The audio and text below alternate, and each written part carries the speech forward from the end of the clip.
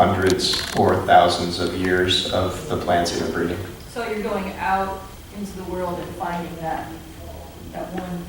Yep. Yes. And that's like when we talk about a plant being stable through hybridization, we talk about an F5 would be what we consider stable. And that's what we're trying to recreate, is what nature would have done with these plants Those over land thousands of races years. are like F1000s. Okay. Yeah. You had a question over here. Yes, sir. Kind of basing off of the indica and sativa, so is anyone doing any research, or have we gotten any answers as to what it is chemically that is associated to the differences in the feelings that people put between indica and sativa? You mean the characteristics of the psychotropic effects? Yes. I'm sure somebody's doing it. I think they're doing a lot of research about this medically in Israel, and I think Canada also. Maybe you guys can speak to that as Canadians. I mean, they're learning. It's really a wide open field. So I guess the short answer is I don't know, but someone probably is. And we know how those plants express themselves, what their growing dominant genetics are, why. So when we're talking about, land races and plants like that, you can deduce, well, if you get a plant from, Afghanistan, let's say, it's going to grow in rocky soil, it's going to be in the highlands, it's going to have large leaves, it's going to grow short and stocky, it's not competing with other plants in that place for sunlight. You go to the equatorial sativas and those strains, they're going to grow long, fingery leaves, they're going to grow viney, high, trying to outrace other plants to get to the sun. So, well, I mean, I've had, 20-foot sativas, so we can tell through that, what we're looking at as far as like why those plants adapted the way they did.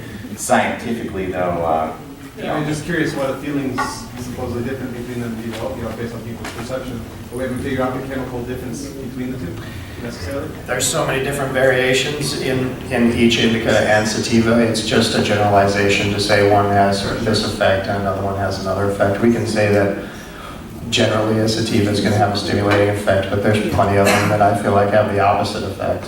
And it's also people's personal chemistry and how it reacts with those, Absolutely, if you tell somebody that the sativa is going to get them excitable, then that's what they're going to feel. Yeah, and there's a misconception too, where people will just say, well, I want to stay up, I want to study, so they just prescribe them sativa, or I want to go to sleep and it's just indica, and that gets into that bro science, which is gross overgeneralization that really hurts people. You need to understand, what are the most prominent cannabinoids there? What kind of terpenes do you have in there? It's the entourage, the whole plant is going to affect you, and each individual phenotype of each individual genotype is completely different from one another. Until we understand what each of those building blocks do in that plant, it's hard for us to make a generalization of X does Y.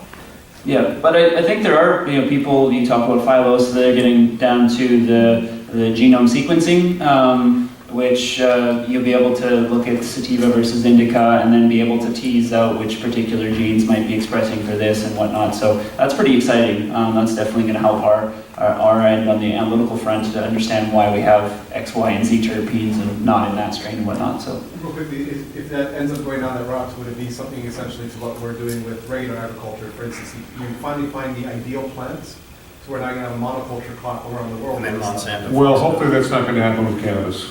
Cannabis will never be, you'll never have an ideal plant because everybody's different and everybody wants something else. And everybody has, your biochemistry reacts differently. You may smoke or ingest something, I do the same thing, the same amount, and we may have wildly different reactions. Unlikely, but possible. But there are a lot of Roma tomato growers out there. I've been notified by the bosses that the ice cream effect Cookies. excuse me, is being served now, so I would suggest everybody adjourn. Thank you, everybody. Thank you for attending. Tell everybody that you love the panel. Okay? We want to come back.